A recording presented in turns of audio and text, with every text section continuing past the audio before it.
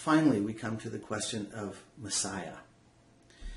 The yearning for a Messiah, a kind of a salvational figure, arises in Judaism in response to the experience of being conquered by so many different foreign kingdoms.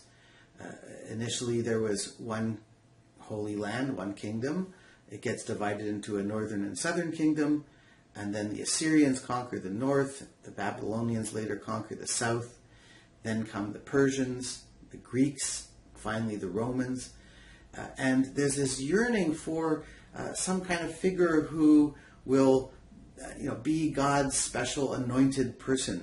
The anointed person is in fact what Messiah means, Mashiach in Hebrew.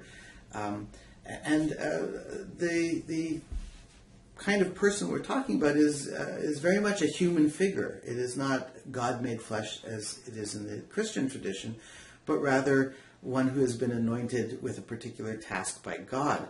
A good example of that would be Cyrus the Great, a Persian ruler who came and conquered the Babylonians and brought the exiled Jews back to the Holy Land and allowed them to rebuild their temple. And he gets referred to as a Moshiach, as a Messiah, because he was part of God's larger plan. And this despite the fact that he was not Jewish, right? So you don't even necessarily have to be Jewish to be a Messiah in that sense.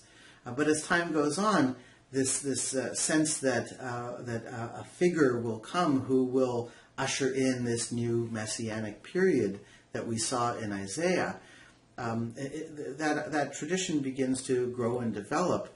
And we see it in various Hebrew Bible texts, most notably the one that I've put for you here, the book of Daniel.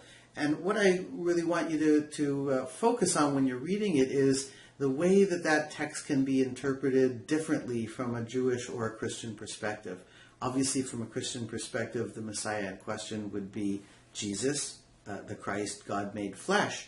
But given the Jewish understanding of what Messiah is, as a very much of a human figure, that we may need to interpret that differently in a Jewish context. So I want you to read that text carefully and think about how it might be understood differently in the Jewish tradition. Finally, I want to make a note about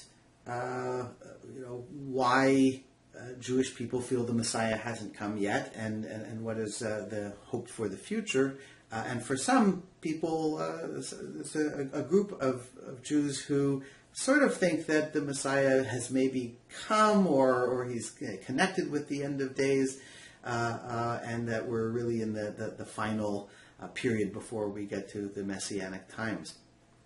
The basic idea is that the Messiah is supposed to restore Judaism and the kingdom of Israel to its rightful place, that to fulfill the prophecy of Isaiah, that it will usher in this new period where everybody recognizes the Jewish king, who would be the Messiah, as God's representative on earth, and that they will all acknowledge God and they will live in a more sacred, holy way, and the world will be transformed. These are the things that are supposed to happen when the Messiah comes. And so that's the primary reason that from a Jewish perspective, most Jews at the time were not convinced that Jesus was the Messiah, because the things that were supposed to happen didn't happen. And throughout history, there have been a large number of people who either claimed to be the Messiah, or people claimed of that person that he was the Messiah. And each time the Jewish world as a whole rejected that person because the world wasn't transformed in the way that it was supposed to be. The most recent example of this, and one that's very much a kind of a living issue, is a rabbi called Reb Schneerson. This is a person who lived in my lifetime, and I actually saw him before. And the community, usually referred to as Lubavitchers. You may have heard the name Chabad is another organization that is associated with this Messianic movement. And they believed that their rabbi, the Rebbe, was perhaps the Messiah himself. And although Schneerson never claimed to be the Messiah, he also didn't say that he wasn't the Messiah, and some people interpret some of the things he said as possibly meaning he was the Messiah.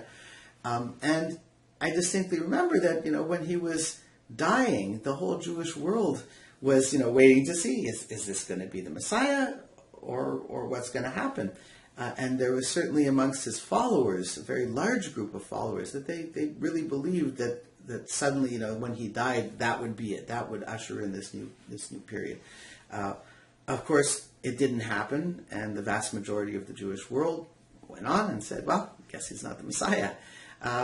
But as some of the material I've put online suggests, there is a significant number of people that continue to believe that if he wasn't the Messiah himself, that he is somehow connected with these end of times, and that this final period is about to come in. So a little different perspective on the nature of the Messiah from the Christian tradition, but one that, in keeping with the ideas we've been talking about throughout these mini lectures, is very human-centered, right? That it's up to human beings to save the world for ourselves. And the broader picture here is that the Jewish people are supposed to be living the sacred life, keeping God's holy commandments. That's why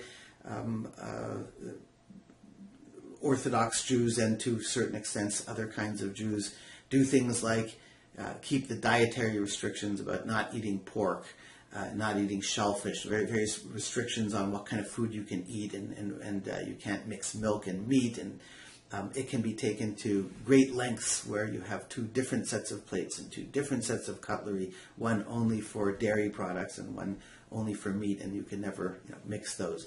The idea there is that God established rules of purity that the Jewish people are supposed to live up to, and many believe that when enough of the Jewish world lives this kind of holy life, that will usher in this period where somebody will be worthy to lead the entire world into this new period. But again, it will be very much a human being who does it, and the accomplishment will be with God's help, but ultimately a human accomplishment.